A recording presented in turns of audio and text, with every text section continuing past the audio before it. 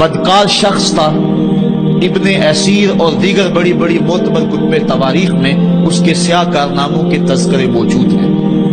وہ زانی تھا، شرابی تھا، مسلمانوں کا قاتل تھا۔ بنت عنب کے ساتھ شہر مکہ اور شہر محبوب مدینہ الرسول میں جو اس کی بدمعاشیاں ہیں ان سے کون بے خبر ہے۔ اس نے شہر مکہ میں بیٹھ کے شراب پی اور حضرت امام حسین رضی اللہ تعالی عنہ جب گزرے تو اس نے ایک جام بڑھاتے ہوئے نواسہ رسول کے آگے پیش کرتے ہوئے کہا کہ اس کو پی لو، کہ قرآن نے یہ نہیں کہا کہ شرابیوں کے لیے خرابی ہے، بلکہ قرآن نے تو کہا نمازیوں کے لیے خرابی ہے، لہٰذا یہ شراب کا جام لے لیجئے اور اس کو نوش کر لیجئے۔ حضرت امام حسین الیاس باللہ کہتے ہوئے آگے گزر گئے۔ انہوں نے یزید کن کرتوتوں کو اپنی آنکھوں کے سامنے دیکھا تھا اور اس کے سیاہ کارنامے۔ حضرت عبداللہ فرماتے ہیں کہ ہم نے اس وقت اس پہ خروج کیا جب ہمیں یقین ہو گیا کہ اس کی کرتوتوں کی وجہ سے آسمان سے کہیں پتھر نہ برسنے لگ جائیں۔ صرف واقعہ کربلا ہی نہیں، اس نے مدینہ الرسول کے اندر 700 صحابہ کو شہید کیا، 10,000 تابعین کو قتل کیا اور 300 نوجوان خواتین کی آبرو ریزی کروائی۔ اور مکہ المکرمہ میں یزید نے کعبۃ اللہ پہ سنگ باری کی۔ یہ تاریخ کے حوالے ہیں جو آپ کے سامنے رکھ رہا ہوں۔ حتیٰ کہ پورا مطاف پتھروں سے بھر گیا، کعبے کا غلاف جل اٹھا۔ حضرت اسماعیل علیہ السلام کے عوض میں جو دمبا آیا تھا اس کے سینگ کعبۃ اللہ کی چھت پہ رکھے گئے تھے، وہ سینگ بھی جل گئے۔ اسی لیے ان ایام کو ایام غرہ کہا جاتا ہے تاریخ کے اندر۔ 3 دن تک مسجد نبوی میں نہ اذان ہوئی نہ اقامت ہوئی اور مسجد نبوی کے اندر یزید کی فوجوں کے گھوڑے بندے رہے۔ منبر رسول کی حرمت پامال کر دی گئی۔ اب وہ یزید جب تخت نشین ہوا تو حضرت امام حسین رضی اللہ تعالی عنہ کو ولید بن عتبہ نے بلا کر کہا کہ تم یزید کے لیے بیعت کر لو۔ تو حضرت امام حمام حضرت امام حسین نے 2 ٹوک کہا کہ یہ کیسے ہو سکتا ہے کہ میں اس جیسے ظالم شخص کے ہاتھ پہ بیعت کروں۔ آپ یہ کہہ کے پلٹے تو مروان بن حکم نے مشورہ دیا کہ یہ موقع ہے جانے نہ دو، اگر یہ چلے گئے قابو پانا دوبارہ مشکل ہوگا، لہٰذا ابھی ان کو قتل کر دیا جائے۔ یہ حضرت امام حسین رضی اللہ تعالی عنہ کے کانوں میں آواز پڑی۔ روایات میں آتا ہے کہ آپ نے انہی قدموں کے بل پیچھے پلٹ کے نیام سے تلوار باہر نکالی اور ہوا میں لہرانی شروع کر دی۔ محمدی کے چھار سے حیدری شیر نکل آیا۔ کہا ولید بن عقبہ تو ہمیں نہیں جانتا ہم کون ہیں؟ آنا حسین ابن علی ابن ابی طالب، میں حسین ہوں، علی کا بیٹا ہوں اور علی ابو طالب کا بیٹا ہے۔ ہمارے گھر میں قرآن اترتا رہا ہے، فرشتے ہمارے گھر میں آتے رہے ہیں۔ وَيَزِيدُ ابن المعاویہ فاسق فاجر قاتل النفس مولن بالفسق شارب الخمر، اور یزید فاسق ہے، فاجر ہے، مسلمانوں کا قاتل ہے اور شراب پیتا ہے، اس لیے حسین ڈنکے کی چوٹ پہ یزید کی بیعت سے انکار کرتا ہے۔ حضرت امام حمام امام حسین رضی اللہ تعالی عنہ نے انکار بیعت کی وجہ بیان کر دی۔ آج یہ پراپیگنڈا کیا جاتا ہے کہ یہ 2 شہزادوں کی جنگ تھی اور یہ اقتدار کے لیے سب کچھ ہوا۔ اگر یہ بات ہوتی تو ترمح بن عدی کہہ رہا ہے، حاتم طائی کا پوتا، جب آپ میدان کربلا کی طرف بڑھ رہے ہیں حضور آپ میرے پہاڑوں میں آ جائیں اور 5000 کا لشکر آپ کی پشت پہ رکھ دوں گا اور آپ جدھر بڑھیں گے وہ جان نثاری کرتے ہوئے آپ کے پیچھے ہوں گے اور یزید کی حکومت کے ٹکڑے کر کے رکھ دیں۔ حضرت امام حمام امام حسین نے ترمح بن عدی بن حاتم کی اس پیشکش کو ٹھکرا دیا، کہا میں تو کسی اور کام کے لیے جا رہا ہوں۔ یزید کے چہرے سے اس نقاب کو نوچنا تھا، اس کے مکروہ چہرے کو لوگوں کے سامنے ننگا کر کے بتلانا تھا کہ یہ وہ شخص ہے کہ جس کے بارے میں میرے محبوب اور میرے نانا نے خبر دی ہے کہ بنو امیہ کا ایک ظالم شخص میری سنت کو بدلے گا اور وہ سنت کو بدلنے والا یہی۔ یزید کا صرف یہی بد کرداری کا مرحلہ نہیں تھا، اس کربلا کے صحرا کے اندر یزید نے جس طرح امام حسین رضی اللہ تعالیٰ عنہ کو شہید کیا اور حضرت امام حسین کے خاندان کو شہید کیا، جب مدینہ المنورہ پر یزید نے مسلم بن عقبہ کو مقرر کیا، جس کو بزرگوں نے مصرف بن عقبہ کہا ہے، تو اس کو کہا 3 دن تک مدینے کا حرم تمہارے لیے حلال ہوگا، جو چاہو تم کرنا، اور شامی فوجوں کو اجازت ہوگی۔ تو وہاں بھی انہوں نے 10,000 تابعین اور 700 صحابہ کو شہید کیا۔ حضرت ابو سعید خدری رضی اللہ تعالیٰ عنہ گھر سے باہر نکلے، کافی بوڑھے ہو چکے تھے، تو انہوں نے حضرت ابو سعید خدری کو پکڑ لیا، کہا تم کون ہو؟ کہا مجھے ابو سعید خدری کہتے ہیں۔ تو کہا ہاں تمہارا نام سنا ہے، اور داڑھی سے پکڑ کے کھینچا اور کہا کہ ہے تمہارے پاس جو ہمیں دو؟ تو کہا کہ میرے پاس تو کچھ بھی نہیں، میں تو فقیر آدمی ہوں۔ تو ان کے گھر ان کو لے گئے، تو 2 کبوتر رکھے تھے حضرت ابو سعید خدری نے، تو وہ کبوتر لوٹ کے لے گئے۔ اللہ اکبر۔ حضرت ابن سنان رضی اللہ تعالیٰ عنہ کو، جو حضور کے علم بردار تھے فتح مکہ کے دن، ان کو ستو پہلے پلائے اور پھر ان کی گردن کاٹی گئی اور کہا یہ ہے وہ ستو جو تم زندگی میں آخری بار پیو گے۔ ایک گھر میں داخل ہوئی شامی فوج، تو ایک خاتون کے ابھی ابھی بچہ پیدا ہوا تھا، اور قابلہ نے، دائیہ نے وہ بچہ ماں کی چھاتی پہ لٹایا، اور وہ ماں کا پہلا دودھ پی رہا تھا۔ تو یہ جا کے کہنے لگے نکالو تمہارے پاس جو کچھ ہے۔ تو اس خاتون نے کہا تم جانتے ہو یہ بچہ کون ہے؟ انہوں نے کہا ہم نہیں جانتے۔ کہا یہ حضرت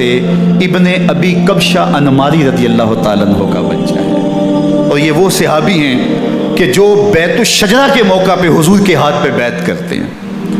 انہوں نے اس چیز کا لحاظ نہ کیا، کہا جو کچھ ہے وہ ہمیں دو، ورنہ تیرے بچے کو نہیں چھوڑیں گے۔ تو ماں بچے سے مخاطب ہو کے کہتی ہے، ابھی بچہ پیدا ہوا ہے اور ماں سے پہلا دودھ پی رہے، کہ بیٹے اگر میرے پاس کچھ ہوتا، وہ قیمتی سے قیمتی چیز بھی ہوتی، تیری جان کے لیے قربان کرتی، لیکن اس وقت میرے پاس کچھ ہے نہیں۔ تو ایک شکی آگے بڑھا اور بچے کو ایک ٹانگ سے پکڑ کے کھینچ کے دیوار کے ساتھ پٹک کے مارا، جس سے دماغ کا بھیجا نکل گیا۔ کیا کیا زیادتیاں نہیں کی۔ 700 صحابہ حرہ کے واقعہ میں شہید کیے یزید نے، اور 10,000 تابعین شہید کیے۔ مسجد نبوی میں ممبر رسول کے ساتھ گھوڑے باندھے، اور وہ ممبر رسول اور مصلی رسول کے قریب لید کرتے رہے۔ حضرت سعید بن المسیب فرماتے ہیں میں نابینا تھا اور حضور کے روضہ انور کے پاس بیٹھا تھا، اور یزید کے سپاہی آتے، جو بھی مسجد میں نظر آتا پکڑ کے لے جاتے، مجھے نابینا سمجھ کے چھوڑ دیتے، لیکن میں پریشان تھا کہ ظہر کا وقت ہوگا، عصر کا وقت ہوگا، مغرب عشاء کا وقت ہوگا، نہ اذان نہ اقامت نہ جماعت، تو کیسے مجھے پتہ چلے گا کہ نماز کا وقت ہو گیا، اور کیسی میری نمازوں کا کیا بنے گا؟ میں اس فکر میں بیٹھا تھا۔ لم ازل اسمع الاذان والاقامت من قبل رسول اللہ صلی اللہ علیہ وآلہ وسلم۔ فرماتے ہیں جب بھی پھر نماز کا وقت آیا، گنبد خضرا سے اذان کی بھی آواز آئی، اقامت کی بھی آواز آئی۔ 3 دن تک مسجد نبوی کے اندر گھوڑے بندھے رہے اور مدینہ کی حرمت پامال کی۔ مدینہ کے گھروں کے اندر یہ بدکماش داخل ہوئے، اور جو بدکاریاں انہوں نے کی کلیجہ منہ کو آتا ہے۔ 1002 شیزائیں ان بدکاروں کی بدکاریوں کی وجہ سے کنواری حالت کے اندر حاملہ ہوئی۔ 3 دن تک مدینے کا حرم انہوں نے پامال کیا، اور پھر مکہ المکرمہ میں کعبہ اللہ پر گولے برسائے اور کعبہ کا غلاف جل گیا۔ وہ تو یزید مر گیا، اور حضرت عبداللہ ابن زبیر رضی اللہ تعالیٰ عنہ نے اپنی خلافت کا اعلان کیا۔ یزید کے یہ کرتوت تھے، ادھر اہل مدینہ کو ستایا، ادھر اہل مکہ کو ستایا، اور رسول اللہ صلی اللہ علیہ وسلم کے خانوادے کی بے حرمتی اور توہین کی۔ نہ صرف انہیں قتل کیا گیا، ان کی لاشوں پہ گھوڑے دوڑائے۔ ابن سعد اور شمر جو ہے وہ خیموں میں داخل ہوا اور مخدرات اسلام چادریں چھیننے کی کوشش کی۔ حضرت زینب سلام اللہ علیہ نے مخاطب ہو کے کہا ہمارے چہرے کے رکھوالے چلے گئے ہیں، ظالم تو خیال نہیں کرتا ہم رسول اللہ کی بیٹیاں ہیں۔ حضرت شہربانو، حضرت زین العابدین اور حضرت زینب سلام اللہ علیہ، ان تینوں کو ایک اونٹ پہ باندھا گیا،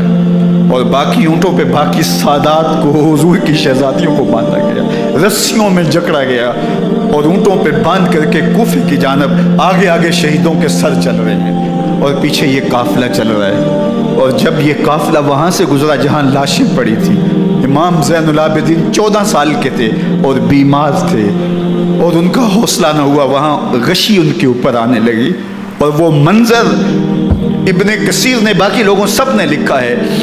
کہ پھر جب ان کی یہ حالت ہوئی تو پھر سیدہ زینب سلام اللہ علیہا، جنہوں نے ابھی تک بڑے حوصلے کے ساتھ ساری مشکلات کا مقابلہ کیا تھا، اب ان کے بندن ٹوٹ گئے اور آنکھوں سے آنسو بہنے لگے، اور سیدہ زینب تھے امام حسین رضی اللہ تعالیٰ عنہ کی لاش پہ کھڑے ہو کے،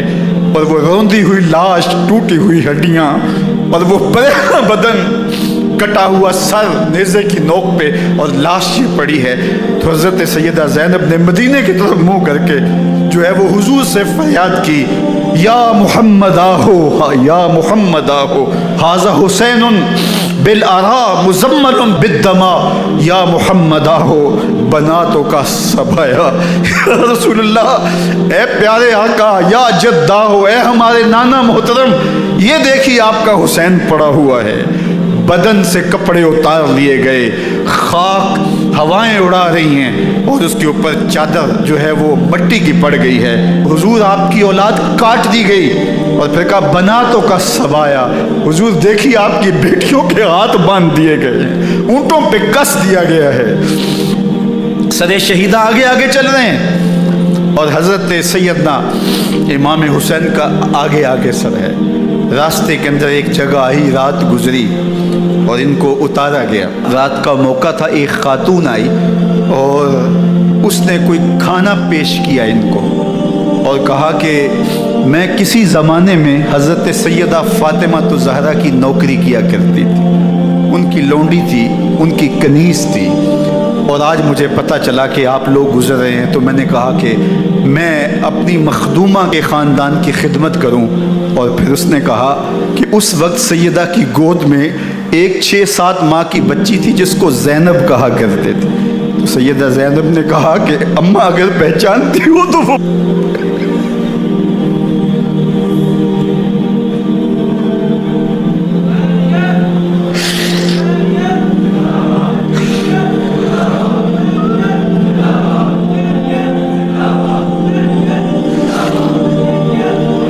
تاراج اور لٹا ہوا کارواں پھر وہاں سے کوفے میں کیسے پہنچا، اور کوفے کے اندر سیدہ زینب سلام اللہ علیہا نے وہ یزید کے دربار میں، ابن زیاد کے دربار میں وہ جرأت آمیز جو باتیں کہیں، اللہ اکبر، زینب کی زبان میں علی کی خطابت بول رہی تھی، اور پھر دشمن اور دوست سارے رونے لگے، اور وہ کیا دل گداز منظر تھے، اور پھر یہ سروں کا قافلہ اور سادات کرام کا مشکیں کسی ہوئی ہیں اور اونٹوں پہ باندھے ہوئے، ان کو وہاں سے پھر قادسیہ اور قادسیہ سے پھر دمشق یزید کے دربار میں پہنچایا گیا، اور وہاں سے یہ لٹے ہوئے خانمہ برباد تاراج لوگ مدینہ المنورہ میں کیسے پہنچے، اور اہل مدینہ نے کیسے استقبال کیا، اور وہ منظر کتنا دل گداز تھا جب اہل مدینہ زینب سے پوچھتے تھے زینب حسین کہاں ہے،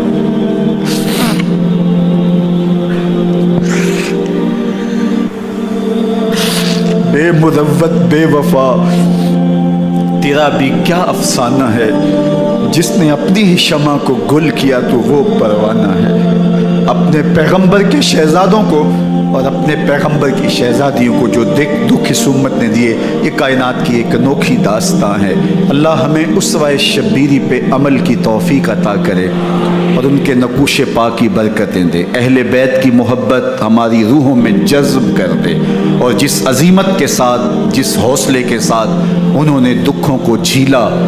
جو دہکتی آگ کے شعلوں پہ سویا وہ حسین، جو جواں بیٹے کی میت پر نہ رویا وہ حسین، جس نے سب کچھ کھو کے کچھ نہ کھویا وہ حسین، مرتبہ اسلام کا جس نے دوبالا کر دیا، خون نے جس کے دو عالم میں اجالا کر دیا، جو کہ سوزے غم کو سانچے میں خوشی کے ڈھال کے مسکرایا موت کی آنکھوں میں آنکھیں ڈال کے، اے حسین ابن علی تم پر سلام، نازش آل نبی تم پر سلام۔ ذرا میرے ساتھ یہ پڑھ لیجئے، اے حسین ابن علی تم پر سلام، نازش آلے نبی تم پر سلام، تم پہ لاکھوں رحمتیں لاکھوں سلام، اے شہیدان محبت کے امام، لالا گوں لالا بدن لالا کفن، اے چمن اندر چمن، زندگی ہی زندگی تیری حیات، اے حیات